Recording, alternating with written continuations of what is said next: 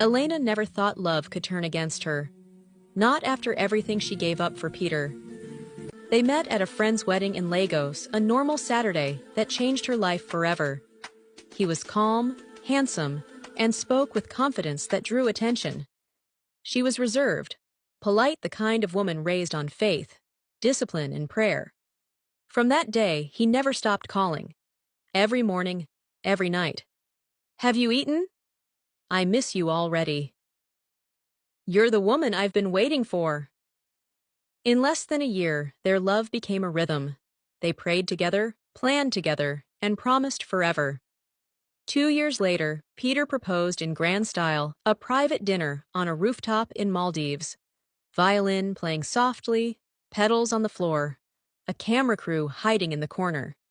When he went on one knee, the whole place clapped. "I don't ever want to wake up without you beside me," he said. Elena was shaking, smiling, crying all at once. She said yes. They didn't do a white wedding, only the traditional one. Peter said it was more meaningful, and she agreed. Their families danced until night fell. It felt like heaven had stamped their union. For 2 years after marriage, they decided not to rush children. Peter said, "Let's enjoy ourselves first." And they did. Every morning started with laughter. Every evening ended with his head on her chest as they talked about their future, their children, their dream home, and how they would raise them in love. One night, while eating dinner, Peter smiled and said, I want our first to be a boy. Why a boy first? It's tradition in my family. The first son carries the name. It's just how we do. And if it's a girl? It won't be. The air went still, but Elena brushed it off, and she told herself it was just one of those things men say. Months later, she missed her period. Peter was excited. He lifted her off the ground and whispered, "It's time, my queen." Everything felt perfect again. Until that day in the hospital, after the scan, when the doctor smiled and said, "It's a baby girl." Peter's smile vanished. He stared at her without a word. The air in the room grew heavy. Minutes later, he looked at Elena. You need to abort a pregnancy. Elena froze. She thought he was joking, but the look in his eyes said otherwise. That was the day love changed its color. Elena gave it a deep thought, but agreed to the abortion. Peter, the caring husband, was with her throughout the abortion process, holding her hand, whispering encouragement. It's okay. We'll try again. I love you. They went home, he feeding her, holding her hand, comforting her. Elena felt her body ache and her heart break. 4 months later, another pregnancy. It's a baby girl. We have to abort again.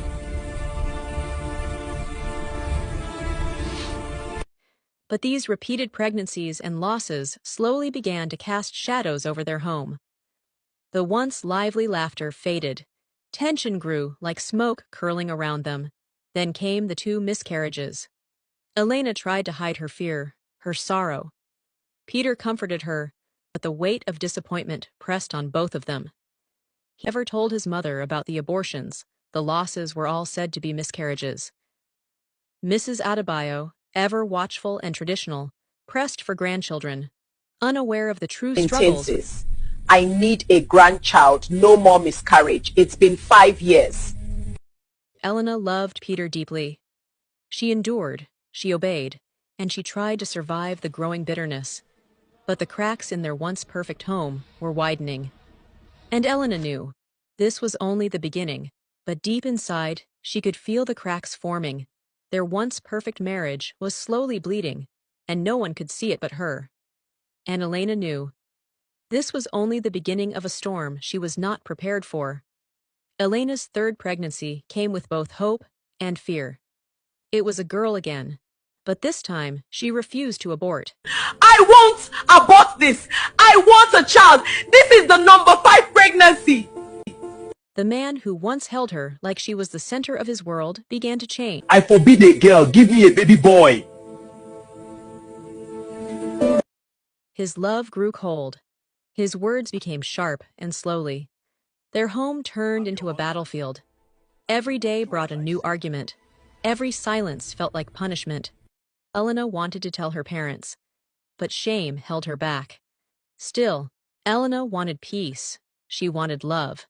She wanted to believe her husband would understand one day, so she obeyed. I will do this, but it's the last. Even when fear filled her chest. They changed hospitals for the procedure. And it went terribly wrong. Elena bled heavily. Her body shook in weakness. Complications set in. Peter stayed by her side, feeding her, holding her hand, acting like the man she fell in love with. But 7 years of love, hope, heartbreak, and silent endurance. And now, the news of her pregnancy brought a small flicker of light back into their bitter home. Congratulations, it's a baby boy. Peter could not hide his excitement. He bought her a car. For the first time in years, the house felt warm again. Simi smiled, feeling the old rhythm of love returning. She carried the pregnancy with extra care, obeying every instruction, protecting the boy growing inside her. And Peter remained attentive, the same man who had once cared for her through every procedure, making sure she was comfortable, well-fed, and deeply loved. 9 months later, the day arrived. Elena went into labor, but complications arose. She could not deliver naturally. Due to many complications, your wife can't push. We have to do surgery. And then the cry of a newborn filled the room. A boy. Peter's tears flowed freely. He held Simi's weak hand and whispered, "We made it." But the joy did not last. The surgeon called Peter to her office saying, "For her to survive, we had to remove her womb. And your baby has symptoms consistent with cerebral palsy. It means his brain didn't develop the way it should, and he will need constant support." God, I waited all these years and this is what I get. Why me, Lord? If you still want to be my wife, you will not bring him home. He stays here or in an orphanage.